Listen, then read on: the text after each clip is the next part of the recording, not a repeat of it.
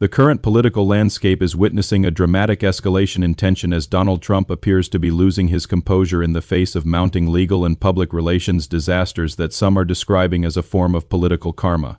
This instability is largely driven by the recent partial release of the Epstein files, where it has been revealed that Trump's name appears a staggering 38,000 times across more than 5,000 documents.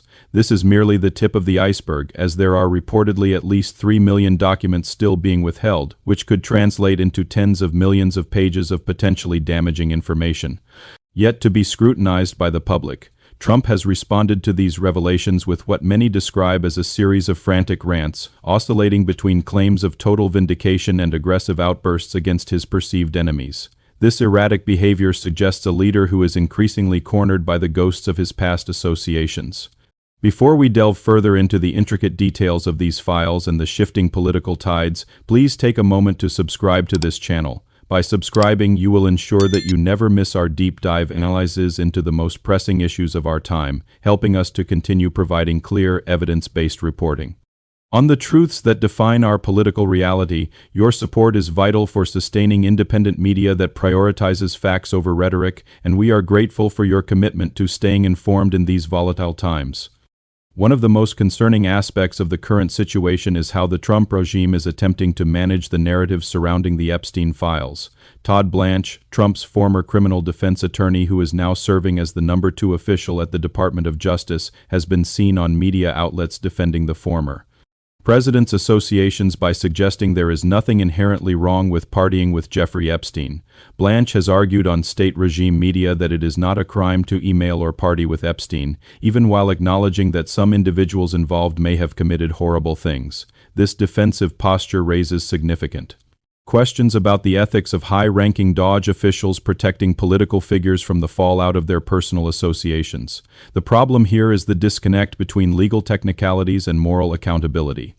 While partying may not be a crime, the sheer volume of references to Trump in these files suggests a level of proximity that the American public is finding increasingly difficult to ignore.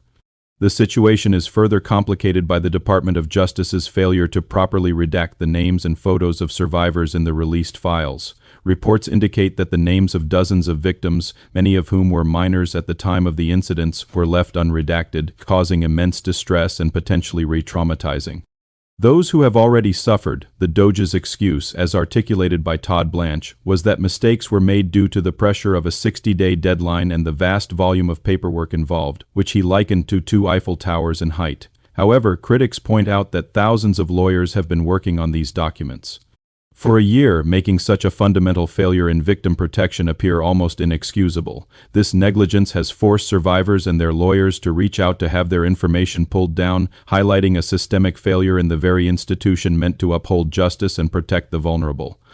When we ask why Donald Trump is claiming vindication despite these damning revelations, the answer appears to be a calculated attempt to distract the public from the grotesque and despicable references found within the files. Some of these documents suggest that Trump's own Mar-a-Lago estate was ground zero for aspects of Epstein's sex trafficking operations, with survivors like Virginia Frey reporting being trafficked while working at the property.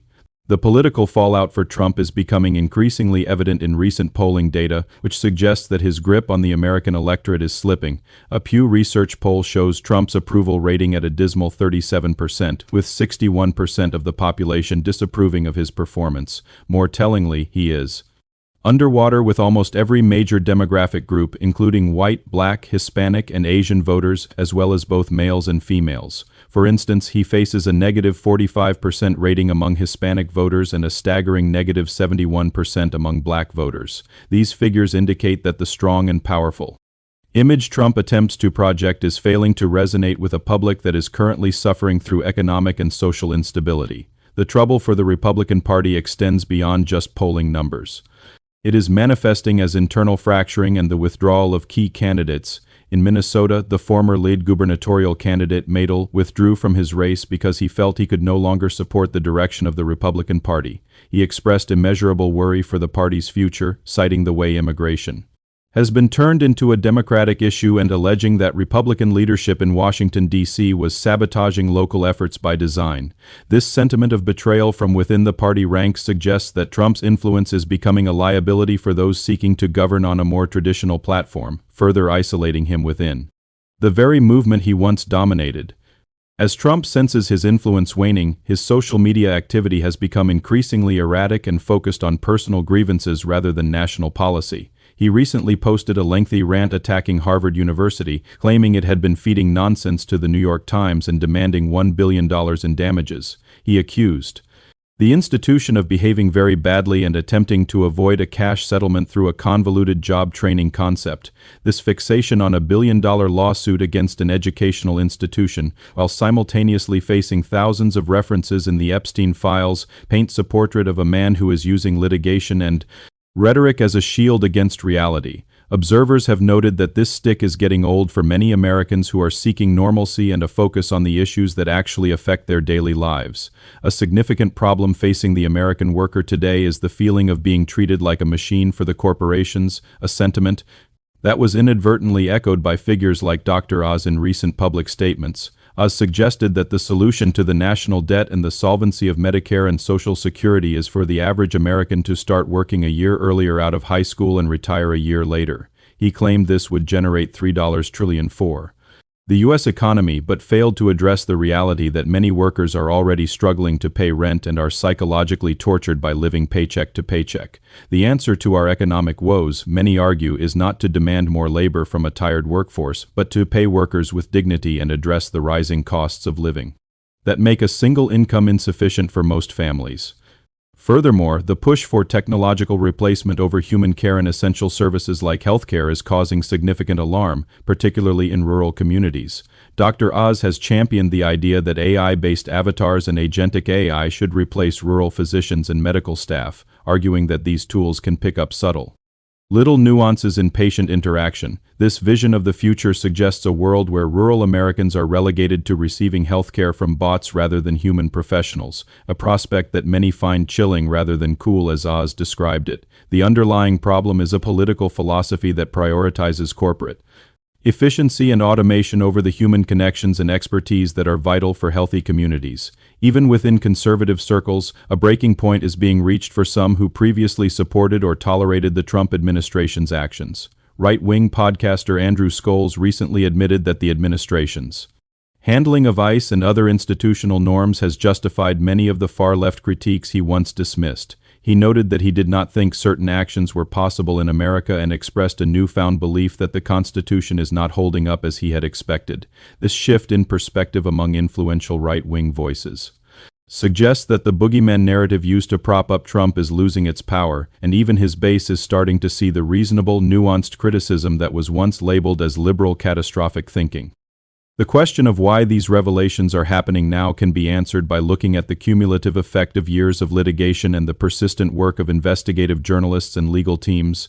The Epstein files represent a long overdue accounting of power and its abuses, and the fact that Trump's name is so prevalent is a reality he can no longer ignore or shout down. The karma mentioned in our title refers to this inevitable convergence of past actions and present consequences. For years, the narrative was controlled through state regime media and aggressive legal threats, but as the files are released and the public sees the grotesque details, those old tactics are proving insufficient to stem the tide of public disapproval. Trump's reaction to these events, ranting like a lunatic and posting at 11:30 p.m., reveals a deep-seated fear of being held accountable under oath. While he attacks others for their connections to Epstein, he himself has been reluctant to sit for depositions or face the kind of 7-hour testimony that critics suggest he owes the American people. The problem is one of transparency. If he were truly vindicated as he claims, there would be no reason to fear a public and thorough examination of his relationship with Epstein. Instead, his defensive and often weird behavior suggests a desperate attempt to maintain a facade that is rapidly crumbling under the weight of evidence. The economic data also provides a stark contrast to Trump's claims of having the best economy ever. Recent polls indicate that people are suffering right now and do not share his optimistic view of the nation's financial health. The Harvard-Harris poll showing a 28-point lead for Democrats among independent voters is a clear indicator that the middle ground of the American electorate is moving away from the chaos of the Trump era. People are prioritizing stability and real solutions over the wannabe fascist rhetoric and Putin bootlicker tendencies that have characterized much of Trump's recent public persona. It is also important to consider the role of independent media in bringing these truths to light. The Midas Touch Network, for instance, took the initiative to contact the DOJ when they discovered that photos of underage girls had been unlawfully released in the Epstein files, demonstrating a level of responsibility that was absent in the government's own handling of the situation. This highlight a vital truth: in an era of state regime media and corporate interests, independent voices are often the only ones willing to demand that mistakes like the exposure of survivors be corrected immediately. The problem of government incompetence or malice can only be solved by a vigilant public supported by media that is not afraid to speak truth to power. As we look toward the future of this political term, the central problem remains the tension between a leader who refuses to let go of the past and a country that is desperate to move forward. Trump's fixation on his highest poll numbers in the face of contradictory data suggests a disconnection from reality that is dangerous for any political leader. The answer to this crisis lies in a return to institutional integrity and a commitment to the truth, regardless of how uncomfortable it may be for those in power. The Epstein files are just one part of a larger story of accountability that is currently unfolding in the American judicial system and the court of public opinion. The orange blob of controversy that has surrounded Trump is finally meeting its match in the form of cold, hard data and the testimonies of those who were previously silenced. Whether it is the 38,000 mentions in the Epstein files or the negative polling across every demographic, the reality is that the stick is no longer working. The American people are showing a growing appetite for normalcy and a rejection of the right-wing extremist fascists who have sought to undermine democratic institutions for personal gain. This shift is not just a political trend. It is a fundamental reevaluation of what the country stands for and who it chooses to represent its values.